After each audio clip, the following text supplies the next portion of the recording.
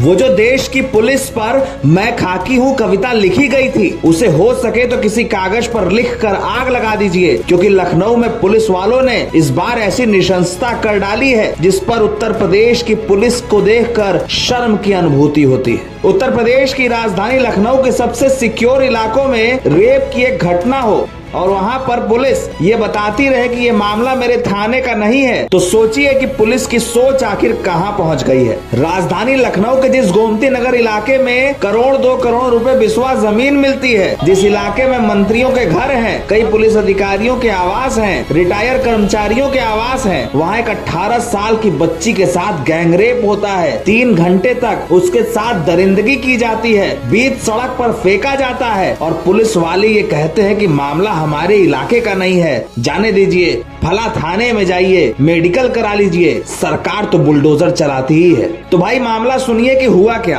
18 साल की एक बेटी उत्तर प्रदेश की राजधानी लखनऊ के अपने घर से ट्यूशन पढ़ाने के लिए निकली। शाम करीब 4:30 बजे जब वो अपने घर वापस जाने के लिए लौटी तो चौराहे पर एक ऑटो वाला उसे मिला जिससे घर वापस जाना था। ऑटो में चालक के अलावा एक और युवक था। छात्रा का कहना है कि ऑटो चालक ने उसका ऑटो शहीद पथ की ओर मोड़ दिया। जब उसने टोका तो ऑटो चालक ने कहा कि वो सवारी बैठाने के लिए यहाँ जा रहा है। इसी बीच गाड़ी में बैठे दूसरे शख्स ने छात्रा का मुंह दबा दिया और उससे जबरदस्ती करने लगा। छात्रा इसका विरोध करने लगी तो इस युवक ने छात्रा के सिर पर किसी भारी चीज से वार किया। छात्रा बेसुध हो गई और इसके बाद शहीद पथ के फिनिक्स पलासियो मॉल के पीछे जंगली इलाके में ले जाकर उससे दरिंदगी की गई। करीब 3 घंटे तक इस छात्रा के साथ हैवानियत हुई और इसके बाद लखनऊ के सबसे पॉश हुसैड़िया चौराहे पर इस छात्रा को लाकर फेंक दिया गया। बेसुध और खून से लथपथ छात्रा को देखकर लखनऊ के हर शख्स का मन पसीज गया। सबको लगा कि हे ईश्वर, इस बच्ची के साथ क्या हो गया है। आम आदमी की संवेदनाएं टूट गईं। लखनऊ में जहां बुलडोजर का खौफ दिखाकर ताली पीटी जाती है, वहां पर एक बच्ची के साथ जो हुआ वो शर्मनाक था पूरी सरकार के लिए, ये बताने के लिए कि तुम्हारी फाइलों में जो मौसम गुलाबी है उसके आंकड़े झूठे हैं, किताबी।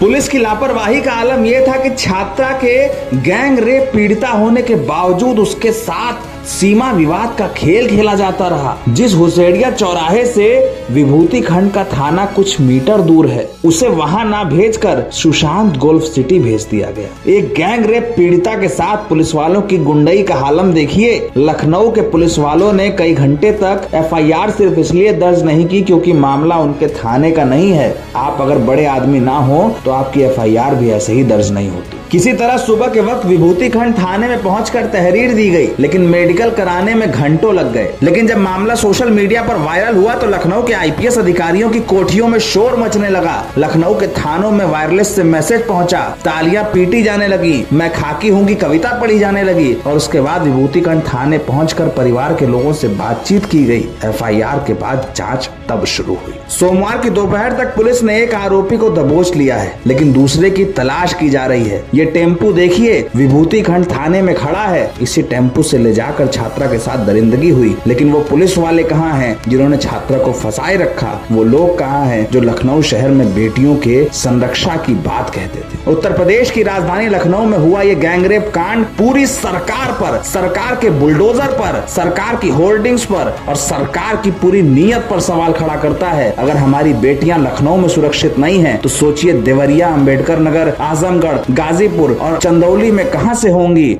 अगर लखनऊ में ऐसा हो रहा है तो सोचिए कानून व्यवस्था कहां पर है और थानों के पुलिस वाले कहां पर हैं? वही पुलिस वाले जिनके